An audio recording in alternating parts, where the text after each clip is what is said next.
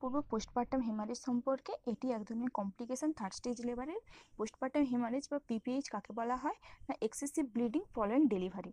সেটা নর্মাল ডেলিভারির ক্ষেত্রে 500 ml এর বেশি যদি হয়, আর সিজারিয়ান ডেলিভারির ক্ষেত্রে যদি 1000 ml এর বেশি হয়, তখন তাকে পোস্টপার্টাম হেমারেজ বলবো। এটি মেনলি টু টাইপসের হয়ে থাকে, primary PPH, secondary PPH. Primary PPH এর আবার দুটি ভাগ, থার্ড স্টেজ হেমারেজ আর ট্রু পিপিএইচ। প্রাইমারি পিপিএইচ কাকে বলা হয় না, যদি বেবি ডেলিভারি 24 ঘন্টার মধ্যেই যদি হয়ে থাকে তাকে বলা হয় প্রাইমারি পিপিএইচ। আর সেকেন্ডারি পিপিএইচ কাকে বলা হয়, সেকেন্ডারি পিপিএইচ বলা হয় 24 ঘন্টা পর যে ব্লিডিংতে দেখা যায় তাকে বলা হয় secondary PPH. Primary PPH third stage haemorrhage কাকে বলা হয় না, যদি ব্লিডিংটা before placenta delivery, before placenta এক্সপালশনে, সেটা থার্ড স্টেজ হেমারেজ। আর ট্রু পিপিএইচ হচ্ছে প্লাসেন্টা এক্সপালশনের পর যে পিপিএইচটা দেখা যায় তাকে বলা হয় ট্রু পিপিএইচ। এবার দেখবো পিপিএইচ এর কারণগুলি। প্রাইমারি পিপিএইচ এর কজ মেনলি 4T, আমাদের মনে রাখতে হবে 4T। T for tone, tone means atonic uterus. ইউটেরাসে যদি টোনটা ঠিকমতো না থাকে, এটা মেনলি বেশিরভাগ সময় দেখা যায় 80%।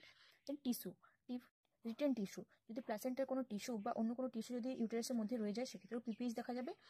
টি ফর ট্রমাটিক, যদি কোনো ইনজিউরি হয়ে থাকে সেক্ষেত্রেও পিপিএইচ হবে।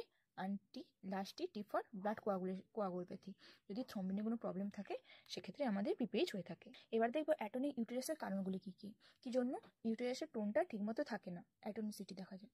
একটা গ্র্যান্ড মাল্টিপারা, যদি অনেকবার প্রেগনেন্ট হয় সেক্ষেত্রে, বা অনেকবার যদি ডেলিভারি হয় সেক্ষেত্রে। Over distinction of the uterus, uterus যদি ওভার ডিস্টেনশন হয়। ম্যাল নিউট্রিশন, অ্যানিমিয়া, যদি মায়ের ম্যাল নিউট্রিশন থাকে বা অ্যানিমিয়া দেখা যায়। APH, the antepartum haemorrhage, mainly placenta praevia আর প্লাসেন্টা অ্যাব্রাপশন থাকলে সেক্ষেত্রেও এটি দেখা যায়। প্রলং লেবার, যদি লেবারের টাইম যদি 12 আওয়ারের বেশি হয় সেক্ষেত্রেও এই অ্যাটনিক ইউটেরাস দেখা যায়। Then initiation of delivery by oxytocin, oxytocin দিয়ে যদি ডেলিভারি ইনিশিয়েট করা হয় সেক্ষেত্রেও আমাদের অ্যাটনিক ইউটেরাস দেখা যাবে। দেন মিসম্যানেজ থার্ড স্টেজ লিভার, যদি থার্ড স্টেজ লিভার ঠিকমতো ম্যানেজ না করা হয়, যদি acute management of third stage liver না করা হয়, বা যদি মেডিকেশন প্রোভাইড না করা হয়, যদি মিসম্যানেজ করা হয় সেক্ষেত্রেও পিপিএইচ বা অ্যাটনিক ইউটেরাস দেখা যায়। দেন হচ্ছে প্রিসিপিটেড লেবার, যদি লেবার প্রিসিপিট করা হয় সেক্ষেত্রেও দেখা যায়। ইউটেরাইন ফাইব্রয়েড থাকলেও সেক্ষেত্রে অনেক সময় পিপিএইচ দেখা যায়। এছাড়া আদার রিস্ক ফ্যাক্টর কি হতে পারে না, এজ যদি 40 ইয়ার্সের বেশি হয় সেক্ষেত্রেও অ্যাটনিক ইউটেরাস হবে। ওবেসিটি, যদি বিএমআই 35 থেকে বেশি হয়, প্রিভিয়াস পিপিএইচ কোনো যদি হিস্ট্রি থাকে, বা ড্রাগসের কারণে অনেক সময় পিপিএইচ দেখা যায়। এবার দেখো ট্রমাটিক কজগুলি। এর মধ্যে এপিসিওটমি এন্ড, নর্মাল ডেলিভারির ক্ষেত্রে এপিসিওটমি এন্ড থেকে যদি ব্লিডিং খুব একটা হয়, 500 ml এর বেশি হয়, সেক্ষেত্রে আমরা সেই পিপিএইচ এর আন্ডারে ধরবো। সিজারিয়ান সেকশনে নর্মাল 800 থেকে 1000 ml দেখা যায় ব্লিডিং, কিন্তু যদি এর থেকে বেশি হয়, মোর দেন 1000 ml, তখন তাকে আমরা বলবো পিপিএইচ এর আন্ডার পড়বে। ল্যাসারেশন, যদি কোনো ল্যাসারেশন থাকে কোথায় ভ্যাজাইনা বা পেরিনিয়াম এইসব এরিয়াতে কোনো ল্যাসারেশন থাকে সেক্ষেত্রে ব্লিডিং হওয়ার চান্সেস রয়েছে।